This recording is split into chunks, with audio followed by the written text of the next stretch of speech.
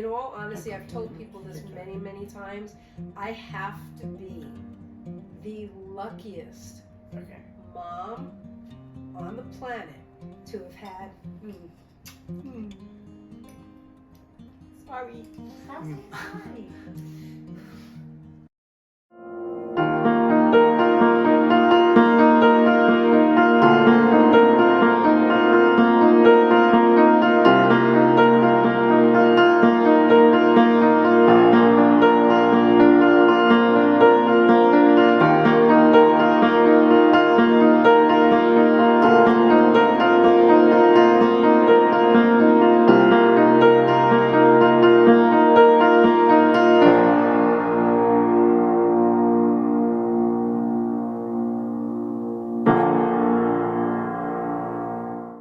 Welcome back, Saftronauts, to Safier Universe. Welcome back. Welcome back, everybody. Here we are. It's Coffee Talk, and we're going to talk more about Gabe in honor of Disability Pride Month, right? And so last time we talked a lot about when Kira and Gaby were born, and the complications with Gabriel at the beginning.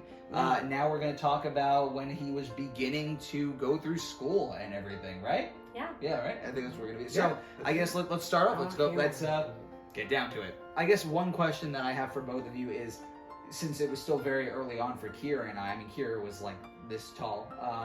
What are some of your earliest memories of Gabe going through the beginning of school, education? Yeah.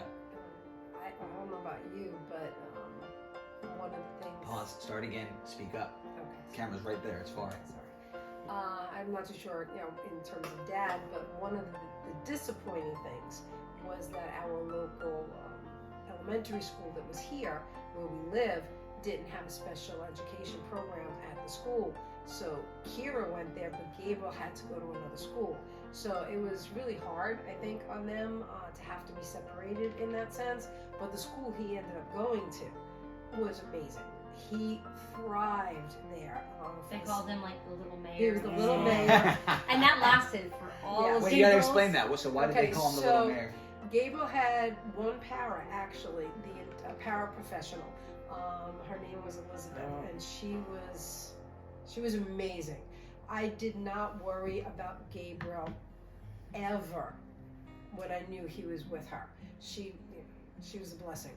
And she's a credit to her profession as that whole profession. Paraprofessionals throughout the education system just dedicating their energy and time and just to making sure that they get to have the opportunity to have an education, but also to enjoy it. Because it's not easy. It's a difficult job. In all honesty, if it wasn't for the paraprofessionals that dedicate so much time to these children, many of them would not succeed as well as they could. You mean go as far? Yes, because of how much help they do. They guide them. Yes. Yeah. Now, in terms of Gabriel, wait. I'm sorry. That? Go ahead. Yeah. Did you want to speak? Yeah, I think what was apparent from the very beginning as we were getting into the education system was how much of an advocate Mom and I needed to be for Gabriel, and that was going to be a lifelong job in many areas, not just education, but for many other things that he's doing in terms of all the services that he needs, in terms of staying on it and making sure that he has the programs that are going to help him thrive.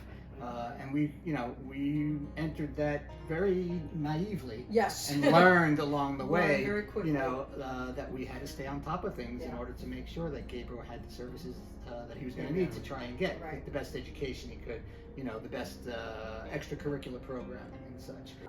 One of the things that was very apparent about Gabriel at the school he was going to is that everybody knew Gabriel, whether it be the teachers, and this of course trickles down to his future education as he went into other schools.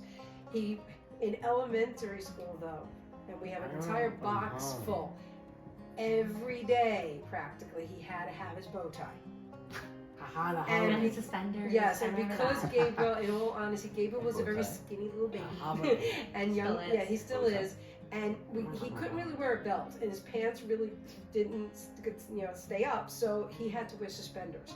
So he always had suspenders on with a bow tie because he wanted to be dressed up, and his biggest thing was walking from his classroom, because it wasn't far from the principal's office, and he would walk from his classroom. I mean, they knew where he was going, so it wasn't like and he would go and sit in the principal's office, and they would sing, he would dance, and that was his visit was there every day. Charm, the ultimate powers in the school. Exactly. He knew what he was doing. He knew what he was doing. Yeah. So wait, and he was, and everybody knew him. Everyone knew him. from the security guards and the custodial staff, the teachers, the students.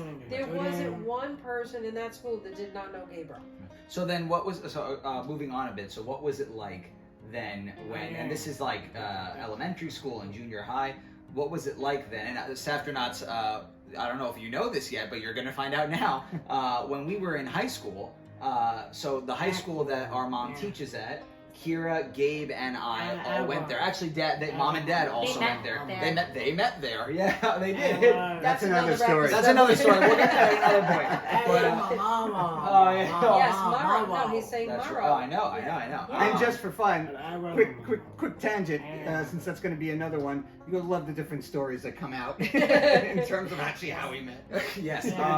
So then what was it like, let's start with you. What was it like having Gabriel, but like first, let's say, we'll make it more general. What was it like having all three of us? And then what was it like specifically with Gabe? Yeah. So, in all honesty, I've told people this many, many times. I have to be the luckiest mom on the planet to have had. Sorry. Sorry. To have had 4 years with you, and then another 4 with them. Priceless. And the time we had was Tissues. wonderful. Yeah, they were over there. Some behind you. No, the time we had was wonderful in the sense that you did not feel overburdened by me.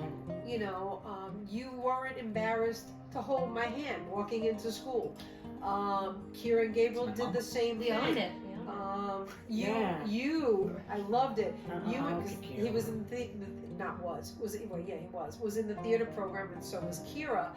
But during his era, they used to hang out in my classroom when we had free periods and I wasn't teaching, and there was no other, and we would be in there, and they'd have their little group around. They would be grading work for me, and then they would be singing, and then you went and did your own thing. I never really saw you very often in the hallways, and when I did, it was hi mom, or whatever. Hi, Mom. Exactly. Well, she was always in her classroom, so I would be going from place to place. And we had our own space.